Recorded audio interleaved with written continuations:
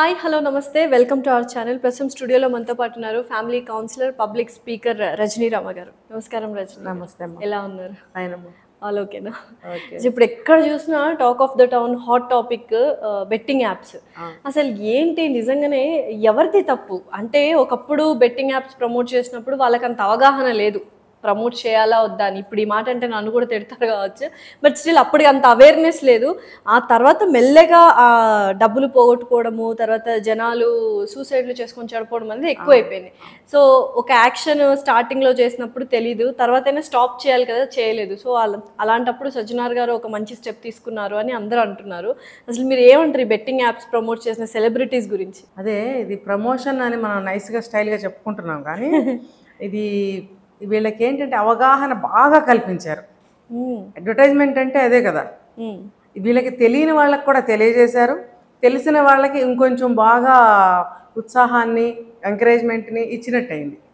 ఇది ఏంటంటే మనం ఒక ముక్కలో తప్పు అని చెప్పేది కాదు. ఇప్పుడు ఈ రోజుల్లో ప్రతీది చిన్నవాళ్ళు పెద్దవాళ్ళు అని లేదు, ప్రతిదీ ప్రతి వాళ్ళు చేస్తున్నారు. ఇది ఒకప్పుడు ఇది పెద్దవాళ్ళకి మాత్రమే, చిన్నపిల్లలు ఇది ముట్టుకోకూడదు, ఇది తినకూడదు, ఇటు రాకూడదు అనే ఒక రిస్ట్రిక్షన్స్ ఉండేవి. ఇప్పుడు అలా ఏమి లేదు, అందరూ చెడిపోవడానికి దారి. చెడిపోవడము అని అంటే ఇది ఏ ఇండివిజువల్గా ఇలా మనం చెప్పుకునే వాళ్ళకి మనకేమి ఉండదు, వాళ్ళ ఫ్యామిలీస్కి ఎంత నష్టం అనేది వాళ్ళే అర్థం చేసుకోవాలి. ఈ ప్రమోషన్స్ ఇవ్వడం అనేది, ప్రజల్లో అవగాహన కల్పించడం అనేది సమాజానికి ఇది ద్రోహం చేసినట్టే. ఇంకా చెప్పాలంటే దేశానికి ద్రోహం ఏది, ఇప్పుడు దేశద్రోహమే కదా ఇది. ఇది మెల్లమెల్లగా దేశమే పాడైపోతుంది కదా. ఇది యువత, ఎస్పెషల్లీ యువత, ఏ వయసైనా మెయిన్ వచ్చేసి యువత. ఇప్పుడు ఒక దేశము ముందుకు వెళ్ళాలన్నా, స్ట్రాంగ్గా నిలబడాలన్నా, డెవలప్మెంట్ సాధించాలి అన్నా కూడా యూత్ మీదే కదా ఎక్కువ డిపెండెంట్. పిల్లలు కానీ ఏజ్ అయిపోయిన వాళ్ళ వల్ల ఏం కాదు, యూత్ ద్వారానే ఏదైనా జరుగుతుంది. మరి అటువంటి యూత్ యొక్క తెలివితేటల్ని, వాళ్ళ యొక్క శక్తిని అంతా కూడా నిర్వీర్యం చేసేస్తున్నారు ఇలాంటి వాళ్ళు. ఏంటంటే వాళ్ళే చూసుకుంటున్నారు. మాది అంటే ఒకవేళ అలాంటి వాళ్ళకి ఇన్కమ్ ఏదైనా ఉంటే కనుక వాళ్ళే చూసుకుంటూ ఉంటారు. మిగతా వాళ్ళ గురించి అనవసరం, సమాజం గురించి అనవసరం. మేము బాగున్నామా లేదా, ఇదే మనం ఎప్పుడు చెప్పుకునేదే. పక్కవాడు ఏమైపోతే మనకెందుకు, మనం బాగున్నామా లేదా, మనకి లాభం వచ్చిందా లేదా, మనకి ఎటువంటి ప్రాబ్లం రాకుండా ఉందా లేదా, మన ఫ్యామిలీ సుఖంగా ఉందా లేదా, మనం ఎంజాయ్ చేస్తున్నామా లేదా, ఇంతవరకే చూసుకుంటున్నారు. కానీ పక్కన జరుగుతున్న డ్యామేజ్ రేపొద్దున మన ఇంటికే రావచ్చు.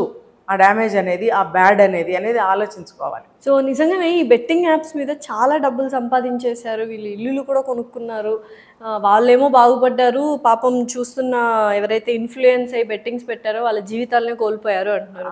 ఎంత డబ్బు సంపాదించుంటారు మీ అంచనా ప్రకారం? ఎంత డబ్బు ఏముంది, ఇప్పుడు ఒకప్పుడు కోట్లల్లోనా లక్షల్లోనా? అది దీనికి ఒకటి ఉంది లాస్య, ఏంటంటే దీన్ని ఛాన్స్ ఒకటి, స్కిల్స్ ఒకటి.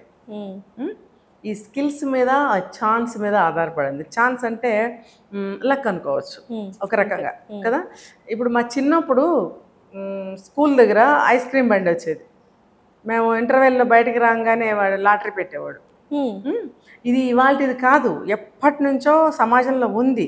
కానీ అది ఎలా ఉపయోగించాలో, ఎందుకు ఉపయోగించాలో, ఎంతవరకు ఉపయోగించాలో అంతవరకు ఉపయోగించేవారు. ఇప్పుడు ఆ బండి మీద ఇప్పుడు క్యాసినోస్లో తిప్పుతారు కదా, సేమ్ ఆ వీల్ లాంటిది ఉంటుంది, నెంబర్స్ ఉంటాయి. మన క్లాక్లో ఉన్న ముళ్ళులాగా 2 ఉంటాయి అనమాట. సరే, అది ఒకటి ఉంటుంది. అది వాడు ఇట్లా తిప్పుతాడు అనమాట. ఏం చేసేవాడు, ఆ టైంలో 10 NP అనుకోండి, 10 NPకి అది ఎక్కడ ఆగితే అన్ని ఐస్ ఫ్రూట్లు ఇస్తామని చెప్పి పిల్లలందరూ అట్రాక్ట్ అవుతారా లేదా. ఆ కాలానికి, ఆ వయసుకి అటువంటి ఇది జరిగేది. అయితే అందులో పెద్దగా మోసం కూడా ఏముండేది కదా. ఇది తిప్పామనుకోండి, అట్లీస్ట్ ఒక ఐస్ ఫ్రూట్ అన్న వచ్చేది. అంటే అటువంటిది అది పెద్ద సమాజానికి నష్టం ఏమి కాదు, అది ఒక సరదా కూడా పిల్లలకి. అది తిప్పితే మనకి ఎక్కువ ఐస్ ఫ్రూట్స్ వస్తాయి అని చెప్పి పిల్లలందరూ ఐస్ క్రీమ్ కొనుక్కోవడానికి రావాలని చెప్పి ఆ అమ్మే అతను అలా పెట్టుకునేవాడు కదా.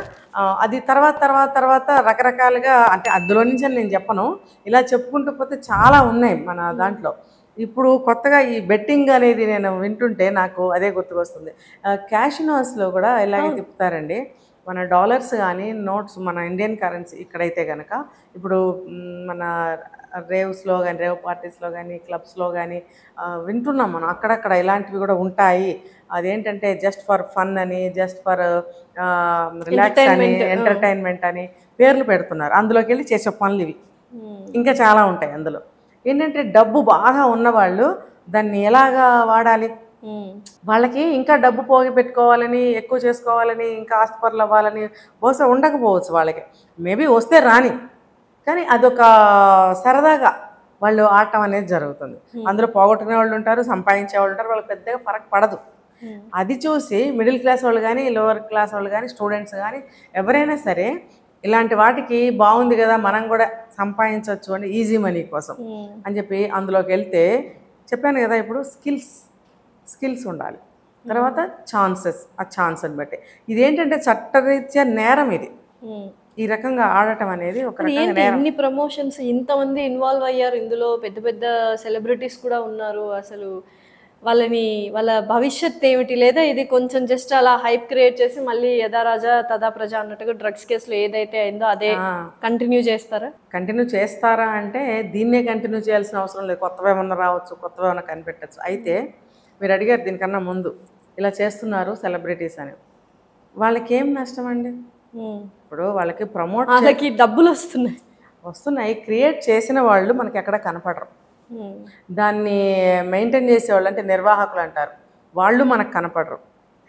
ఈ సెలబ్రిటీస్ అనేవాళ్ళు ప్రమోట్ చేస్తే కనుక ఇప్పుడు వాళ్ళకి కానీ ఇటు వీళ్ళకి కానీ వచ్చిన నష్టం ఏమీ లేదు, వాళ్ళకి పడే శిక్షలు ఏమి ఉండవు. అయితే ఇప్పుడు రీసెంట్గా అరెస్టులు అవుతున్నాయి, అది కూడా ఒక పాక్షికంగా నేరమే. అయితే చెప్పాం మేమంతే, మీరు చేసేవాళ్ళు ఆలోచించుకోవాలి. వాళ్ళు మాకు అడ్వర్టైజ్మెంట్ చేయమన్నారు, మాకు అంతవరకే, మాకు ఎటువంటి రైట్స్ కానీ రిలేషన్ దాంతో ఒక సంబంధం కానీ మాకు లేదు. ఆ విషయంతో మేమేంటంటే యాజ్ అన్ ఆర్టిస్ట్ మమ్మల్ని మోడలింగ్ కానీ అడ్వర్టైజ్మెంట్ కానీ చేయమన్నప్పుడు మేము చేయటం వరకే, మాది చేయించిన వాడిది తప్పు. ఇది మేము మధ్యలో ఉండి చేసాము. ఇప్పుడు ఎవరైతే నిర్వాహకులు ఉన్నారో వాళ్ళు, ఎవరైతే ఆ బెట్టింగ్లు పెట్టి నష్టపోయిన వాళ్ళు ఉన్నారో, అందులో ఉన్నవాళ్ళు ఉన్నారో వాళ్ళిద్దరిది తప్పు, మాదేముంది అని వాళ్ళ వర్షన్ ఉండొచ్చు. బట్ యాక్చువల్గా బెట్టింగ్ యాప్స్ అసలు ఎవరు క్రియేట్ చేస్తారు? ఆ హెడ్లు బయటకు వచ్చే ఛాన్సెస్ ఉన్నాయో లేదో తెలియదు, కానీ వీళ్ళ వల్లేగా ఇన్ఫ్లుయెన్స్ అయింది. అది దానికి మరి పోలీసులు కానీ చట్టం కానీ ఒకటి చెయ్యాలి. ఎందుకంటే వాళ్ళకి ఎటువంటి ఈ విషయంలో వాళ్ళు ఎవరైతే ప్రమోట్ చేశారో వాళ్ళకి నాకు తెలిసి చట్టం లేకపోవచ్చు, వాళ్ళకి శిక్షలు కూడా లేవు. ఇప్పుడు ఎవరైతే నిర్వహిస్తున్నారో వాళ్ళు ఎక్కడ కనిపిస్తారు మీకు? వాళ్ళు ఇక్కడ మన తెలీదు, ఇండియాలో వాళ్ళ బయట వాళ్ళ, అది ఇంటర్నేషనల్ లెవెల్లో యూట్యూబ్ అనేది ఎవరైనా ఎక్కడైనా ఎక్కడి నుంచైనా ఏమైనా దాంట్లో పెట్టచ్చు, చేయొచ్చు. ఆ మనుషులు ఎందుకు కనిపిస్తారు? ఒకవేళ చేస్తున్నారు, వాళ్ళు డైరెక్ట్ ఇన్వాల్వ్మెంట్ ఉండదు, మధ్యలో ఎంతోమంది ఉంటారు. అసలు మెయిన్ వాడు ఎందుకు కనిపిస్తాడు? ఎంతకాలం పడుతుంది మీరు వాళ్ళని పట్టుకోవడానికి? ఈ దేశస్తుడా? ఏ దేశస్తుడు? ఎలా పట్టుకుంటారు? ఇప్పుడు ఈ దేశస్తుడు కాదని తెలిసింది అనుకుందాం, ఊరికి ఎగ్జాంపుల్. ఆ దేశస్తుడు ఏ దేశస్తుడు అని వెళ్ళి ఎక్కడికి వెళ్ళి పట్టుకుంటారు? అది పాసిబులేనా? సో మొత్తానికి గోతులో పడింది అయితే సెలబ్రిటీస్ కాదు, ఎవరైతే బెట్టింగ్ పెట్టారు వాళ్ళు కూడా బెట్టింగ్లు పెట్టారు. వాళ్ళు కూడా ఇప్పుడు ఈ సెలబ్రిటీస్ ఈ కేసులు అనవసరంగా వీళ్ళు బయటకు వచ్చి బ్యాడ్ నేమ్ వచ్చింది. అంటే ఇప్పుడు మళ్ళీ ఇట్లా కేసులు జరుగుతున్నాయని చెప్పి ప్రతి ఒక్కళ్ళు బయటకు వచ్చి సారీ అండి బెట్టింగ్ యాప్స్ ని ప్రమోట్ చేస్తున్నాము అని ఒక దరిద్రమైన రెగ్రెట్ సారీ ఫీల్ అయ్యే ఒక వీడియోలు పెడుతున్నారు. దాని గురించి ఏమంటారు? ఒప్పుకుంటున్నారు కదా, అంటే వాళ్ళకి వేరే దారి లేదు, ఏ నష్టం ఆప్షన్ లేదు వాళ్ళకి. ఇప్పుడు అది మీరు చేసింది చెడు అని చెప్పి అరెస్ట్ చేసినప్పుడు దాని మీద వాళ్ళు వేరే విధంగా స్పందించే ఛాన్స్ అక్కడ లేదు. ఎలా స్పందించినా అక్కడ సెట్ అవ్వదు. ఒక సారీ చెప్పడం ఒకటే దారి. మాకు తెలియక చేసామనో, వాళ్ళు మమ్మల్ని అడ్వర్టైజ్మెంట్ చేయమన్నారు, అంతవరకే మా ఇంత డీప్గా మేము ఏదో ఒక సంథింగ్ అక్కడ రీజన్ పెట్టుకుంటారు, లేదా వేరే రీజన్ ఏదైనా ఉండొచ్చు.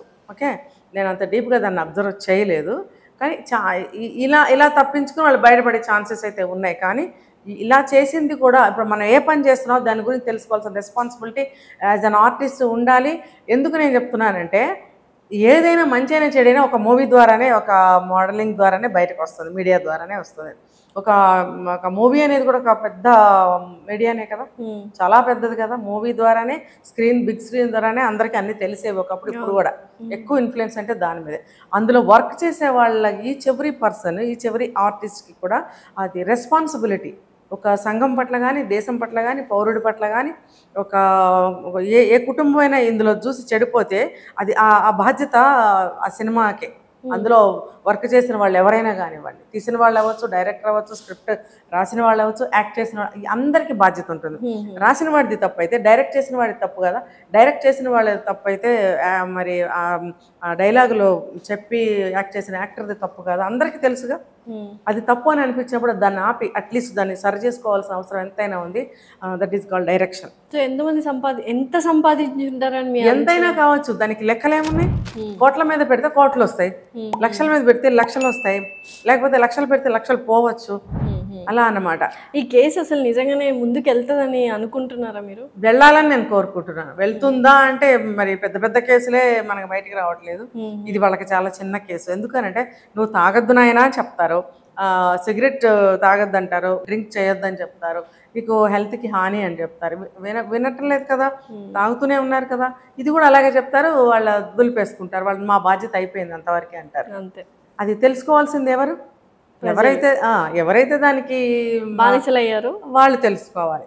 ఎవరైతే దిగుతున్నారో వాళ్ళు తెలుసుకోవాలి. సో ఇప్పుడైనా అట్లీస్ట్ స్ట్రిక్ట్ యాక్షన్ ఉంటుంది కదా, బెట్టింగ్ యాప్స్ అనేవి ఉండకపోవచ్చా బహుశా, లేకపోతే ఉండొచ్చా?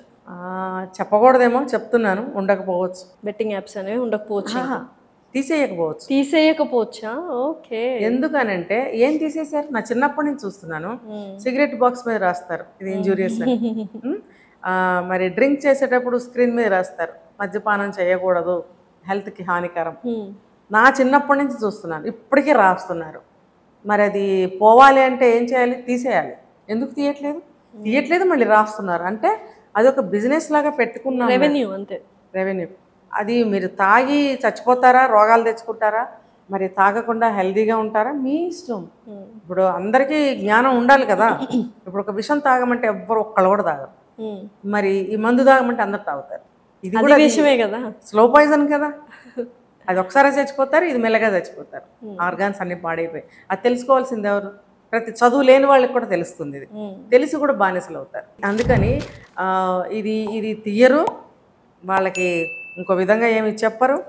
మరి మనలాంటి వాళ్ళం ఇలా అరుస్తూ ఉంటాము, ఇలా వింటారు, అలా మానేస్తారు, అబ్బాయి వీళ్ళకేం పర్లేదు చెప్తారు అని అనుకుంటారు. కానీ సమాజం అంటే ఏంటండి? ప్రతి ఒక్క ఇల్లు, ప్రతి ఒక్క పౌరుడు కలిపితేనే సమాజం. ప్రతి ఇంట్లో ఏదో ఒక సమస్య ఎందుకు తలెత్తుతుంది? ఏదో ఒకటి ఇలాంటిది ఉండబట్టే. మరి ప్రభుత్వం యాక్షన్ తీసుకోవాలి కదా. ఇప్పుడు ప్రభుత్వం అనే అనలేం మనం, కొన్ని చట్టాలు కూడా మార్పులు చేయాలి, కొత్త చట్టాలు పెట్టాలి, అవి చక్కగా వాడు ఫాలో చేయించాలి. అప్పుడు ఇవన్నీ జరగకుండా ఉంటాయి.